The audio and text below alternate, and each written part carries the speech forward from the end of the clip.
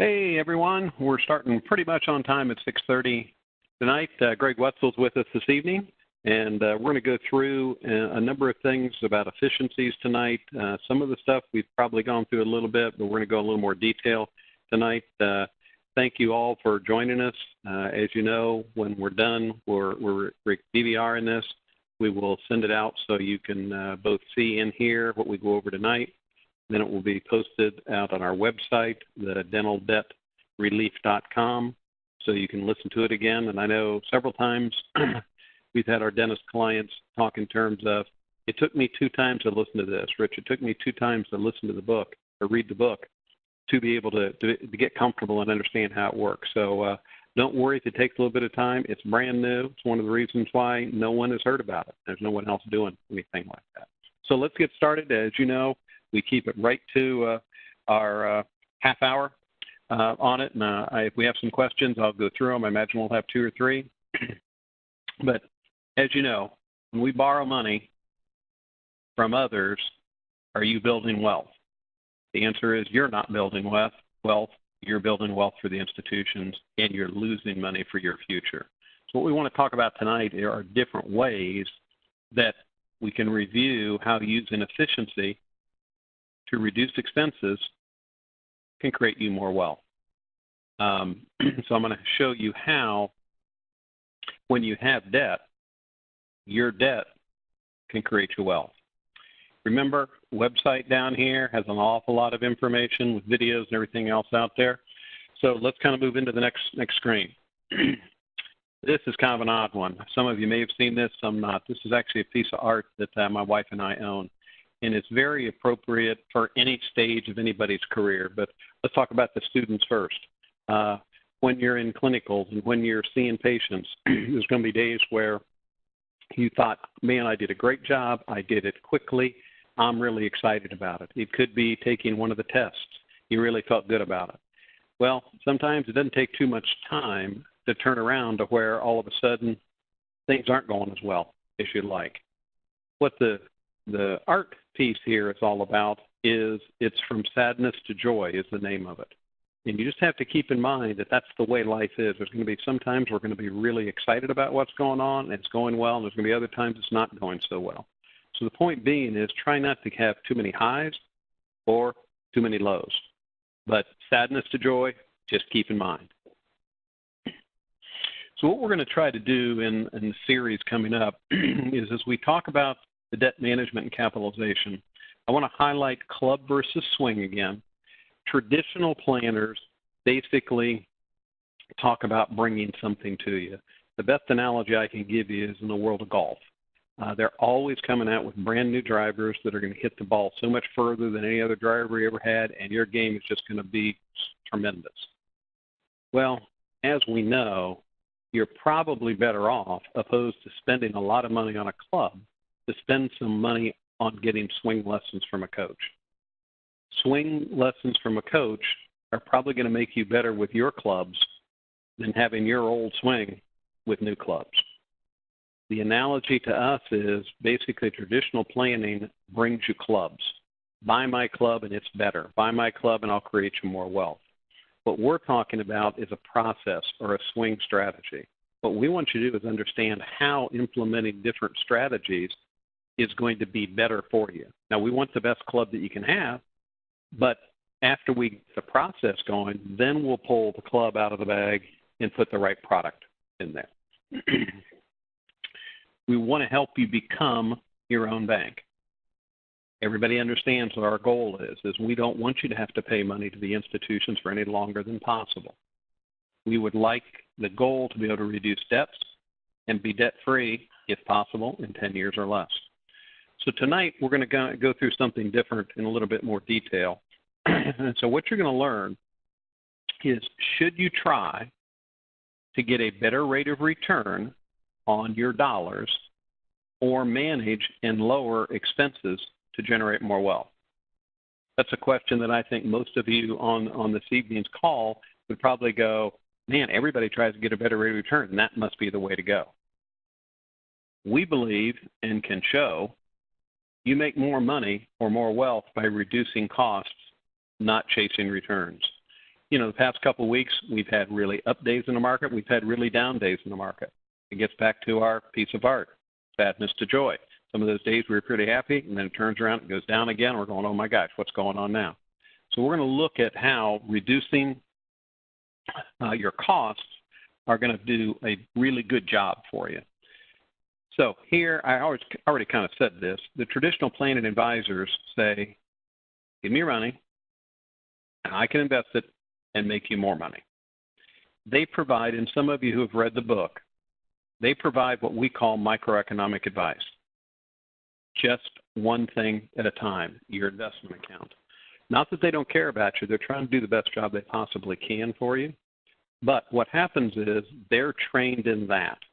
As an example, they don't care what you're doing in your real estate, in buying a house. They don't care what you're doing in your life insurance because they're only working with your investment account. Nor does the life insurance person care what you're doing in your real estate or in your, basically your 401k or simple plan, at the practice. They are all basically trying to get one job done for you. We believe in macroeconomic planning and that is very important. Basically what we say, the quarterbacking job, which was what we apply for, looks at all your financial life and helps you make those decisions together. Now, I want to say something really important. That doesn't mean we have to handle everything. We'd like to earn the right to handle as much of your planning as possible, but we don't have to handle it all, but we need to know all about it so we can make sure that all your various decisions that you're making are integrated together and working kind of as a team. Okay, here's what we're going to do tonight just a little bit different. What we're looking at here is to look at what's going to be better, chasing a rate of return or actually managing your efficiencies and managing your expenses differently. So what we've got here is a 35-year-old that has an annual income of $150,000, increases income each year of 3%, and earnings of 5%. So what that's saying is if that person had no expenses, now this is unrealistic because I haven't yet run into any of my dentist clients that said, hey, my parents are paying for everything. They said, save all your money and you can have a whole lot of money down the line. It'd be nice, but again, I haven't had anybody do that. I know my parents didn't do it for me and I haven't done it for my kids either. But if that were the case, the potential, you can see the potential wealth going up, you would have $21 million 35 years down the line. Now, that's your maximum potential, is that $21 million. Now, as we know, though, there are some other things that come into play in our financial lives. So let's just look at one. Same set of parameters there. The only thing we've added in is right here, taxes. So basically 35% of taxes, that can be real estate taxes, income taxes, it can be cell phone taxes, it can be excise taxes. It could be any kind of tax you can think of. So 35% could be a heck of a lot higher. But the point here I want to look at is you can see the taxes that you actually paid were $3.1 million. But your loss was almost $7.5 million. So the question really comes up is, how in the world, if you only paid $3.1 million, you could have lost almost $7.5 million? A lot of times people get this, and sometimes they don't have a clue. But basically what it's saying is, if you had $1 in cost, you not only lost the $1, but you lost all the growth on your $1 also. The technical term, accounting term, is called lost opportunity cost. So even though it only cost you $3.1 million, you lost wealth of $21 million down to the $14 million. And I call it the stealth robber of your money, because you never see it happening. Because, as I said, that dollar that you paid in tax in, say, 2018, you not only lost the dollar, but you lost all the growth on that dollar for the next, say, 20 or 30 years. So as we look at this, lost opportunity cost is a true cost, and it needs to be measured. So let's go to the next slide. And what we've added here, we've added the rest of life. We know people are going to have debts. On average, some of you will be higher and some of you are lower than this, but most of the time debt service going through a checkbook is basically about 35% of what goes into your checkbook. Lifestyle basically is just living. On average, it's about 25%. So you take the average person, and they are really saving roughly 5% a year. And again, the numbers aren't as critical as the concept here as we go through it.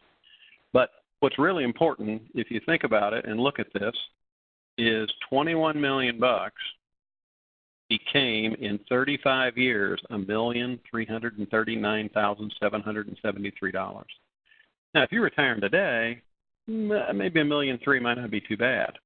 But I would bet everybody on the call tonight, and there are quite a few of you, wouldn't be real happy 35 years down the line when basically your last year's income with that $100,000 going up by 3% a year was $409,000. So basically, if you look at that, you've only got about 3 years of income in retirement compared to what that last year income that you made, which wouldn't be very good. So now that's the question of when the traditional planner comes in to talk to you, what do they talk about? They first of all say, well, can you save more money? And you would go up and say, well, gosh, if I didn't have the taxes, the debt service, and spend it on lifestyle, maybe I could save more money, but I can't. So then the next thing that they do is they come right here and talk about the 5% and saying, well, I can make you more money. You know, my investments are performing much better than that. Give me your investments. So let's take a look at that, see what happens. So here we kept everything the same, but increased the rate of return to 8%. And one of the things to think about, you go from 5 to 8 in trying to get a better and higher rate of return. What element have you added in? You've added in the element of risk. There's clearly more risk trying to get a higher rate of return at 8% than maybe a safer return at 6. In fact, it's about 60% more risk, which is significant. Now, some years you'd be rewarded for that, and some years you wouldn't be rewarded for that. But let's look and see what happened. If you remember the number from the last screen at 5%, you're up to $2.6 million. Now, $2.6 million is still pretty good. But if you look at your last year's income of $409, what is that? It's about six years of dollars in retirement if you liquidated it. I don't think if many of you retired at even age 70, you'd be ready to be out of money by the time you're age 76. So going at it from trying to earn more, taking more risk and earning a higher rate of return. Because, by the way, that 8% means 8% every year, never a loss year, and very, very consistent, which we all know that isn't the way the investment world, works either. So what's our alternative, or what else can we do? Well, what we can do is, if we go back down to our 5%, what we advocate all the time is, how can we manage your expenses? Let's say we can help you reduce taxes by 5%. It's hard to go out and reduce taxes. And remember, when I say reduce, I mean really reduce. Putting money into a retirement plan doesn't save you any taxes. It postpones taxes on you. You don't have any more money to put anyplace else because you had to put more money in the retirement plan just so you didn't have to send a check to Uncle Sam. So we can help reduce those, but it's not easy to get them down a lot. So where we can make the biggest difference is in the debt service. That's what we talk to everybody about. How can we make you more efficient with your debt? Not only student loan debt, cars, mortgages, credit cards, practice debt for purchasing, equipment debt in a practice, any debt related we can make a tremendous impact on. So if you look at that, by making those changes, going back and keeping it at 5%, see what you've got here? Almost $6.7 million. Now, that's assuming you really didn't do anything different over that period of time. Hopefully, most of you dentists, you're going to be making more than 150, slowly going up at 3%. You're going to make bigger strides than that. So those dollars would become much greater in all likelihood as you got out to that retirement. So what this is designed to show you is that chasing rates of return is not as efficient as reducing expenses and controlling your cost. Now, one little interesting thing to compare, wonder if anybody out there could guess what rate of return you would need to get at 8%, or if at 8%, or what would you have to get above 8% to match this almost $6.7 million? Right here. You need to average every year, no down years, 11.66% to get basically the same $6.7 million out there.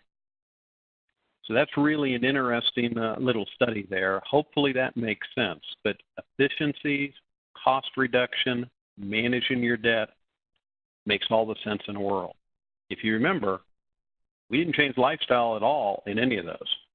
So our goal isn't to go in and have you spend less money doing other things. You know, our goal is to be efficient in the areas that we can help so you can enjoy life more. Okay, this relates very much to that. Most of you have seen this, and I want to go over it again. With our CAP plans, our capitalization plans, you know that we recommend using whole life coverage with cash values in it, and then using those cash values to help manage your debt and get out of debt as quickly as possible. So I want to reiterate again, do we pay interest to use the insurance company's money? Yes, we do. Just like when you borrow money from the bank, you have to use their money. But the difference is, depending on how we manage it, you can recover the interest that we pay the insurance companies.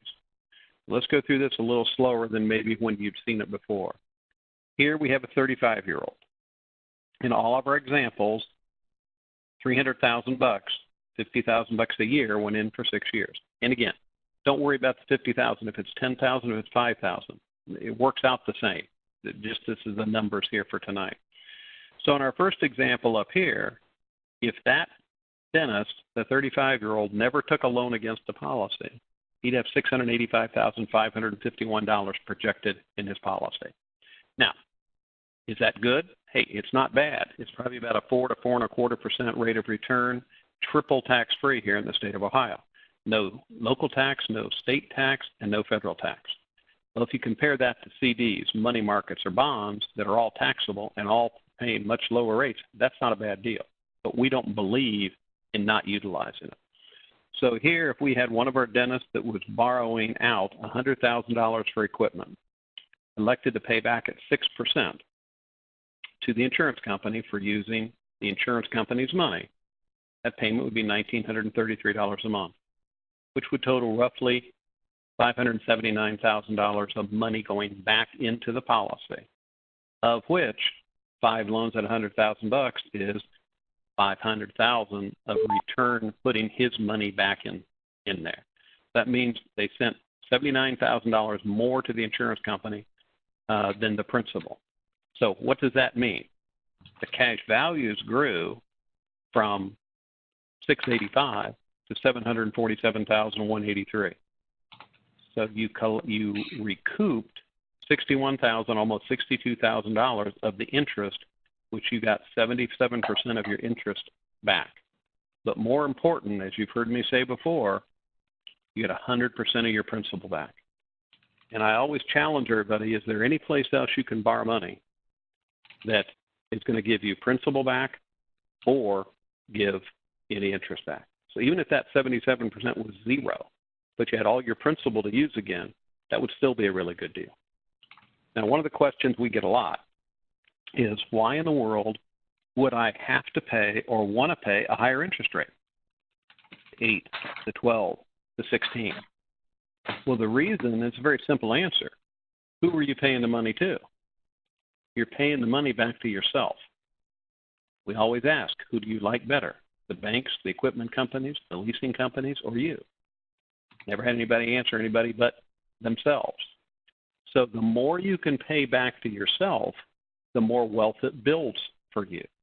So if you look at the example of 6% going to 8, the 8 would be $2,028 a month, not the $1,933.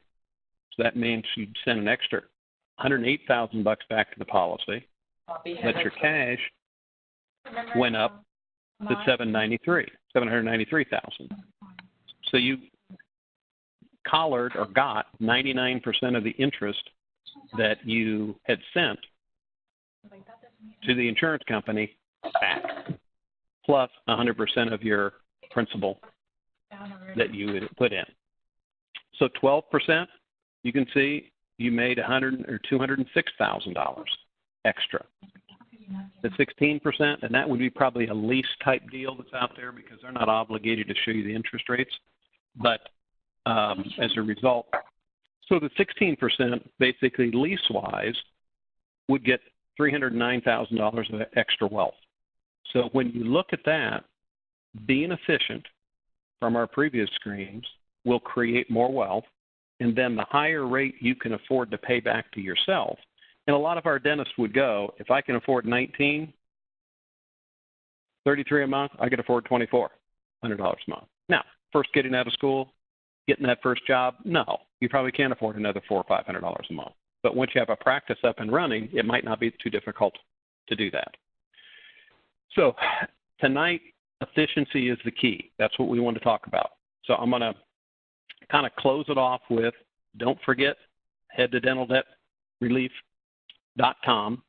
You can contact Greg or I anytime for the complimentary 30-minute personal meeting to kind of go through at whatever level you want, and then to determine whether or not going further and giving us all your personal information would make sense. So we did have a few questions come in, and I'll definitely get you off before our 7 o'clock time frame here. The first question, and we get this a lot, is it a bad idea to try to pay off student loans early with extra payments? Well, as I always say, it's never a bad idea to pay student loans off early. The problem is you're not saving any money when you do that.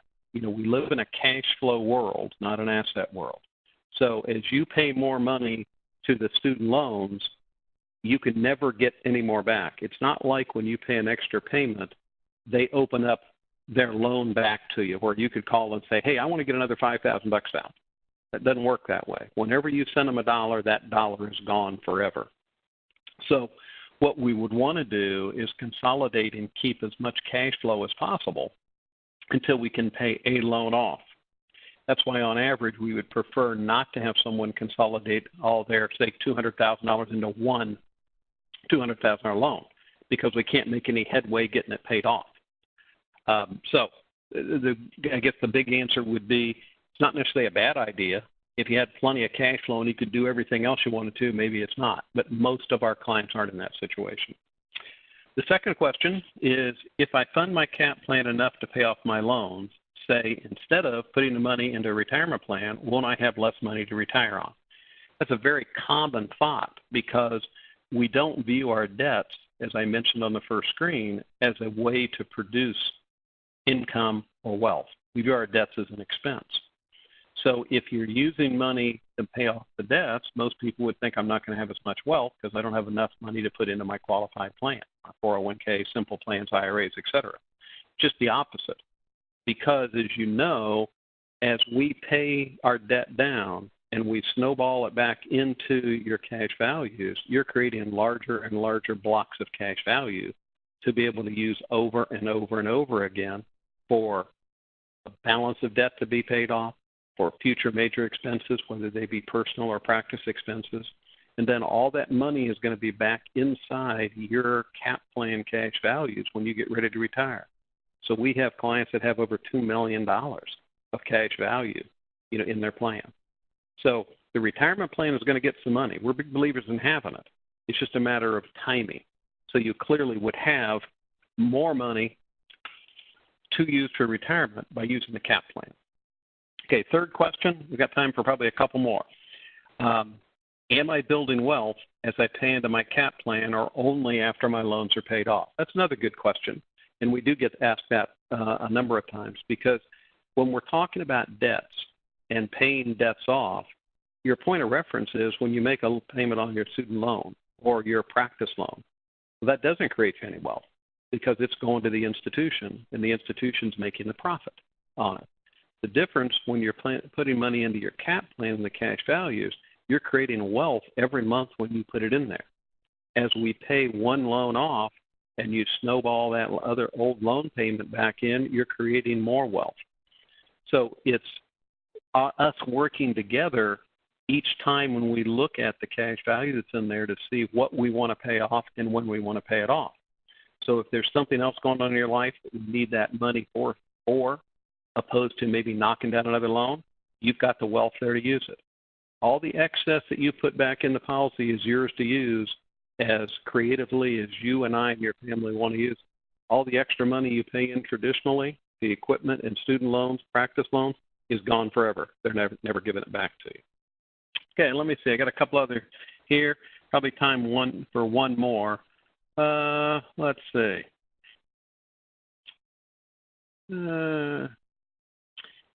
Here's one we get to. When is the best time to refinance my student loans? As soon as possible, or is there a better time? I would like to say as soon as possible, but as folks get out and they're no longer D4s and they're full-fledged dentists, they're not quite as loanable from a long-term perspective yet for the student loan institutions and who you might want to look at consolidating with. And there's one simple reason for that. You've got a great potential for income, but you don't have a track record to pay any of it back to anybody. So as a result, to refinance the loans early, meaning, say, right at the 6 months when you have to start deciding how much you're really going to pay, is probably not the best time to do it. And the reason is you can't get the best interest rate. Now, if you're not going to refinance them all into one loan, which, as you know, we don't recommend doing, then it probably is not that big a deal.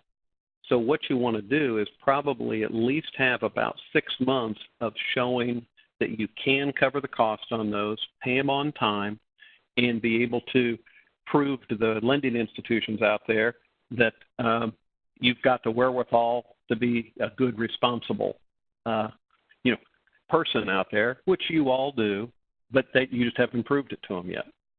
So when we're talking about paying those and consolidating them and refinancing them, we probably would suggest not refinancing until roughly a year after you graduate, because then you'll have some track record on it. Well, that's about all the time we have for tonight. I really appreciate you all joining us, and we look forward to seeing you the next time for kind of drilling down in the next period, and we'll figure out some more good thoughts and keep helping you learn. Thanks a lot for your time tonight, and we'll see you next time. Thanks, Greg. Talk to you later. Thank you. Good night.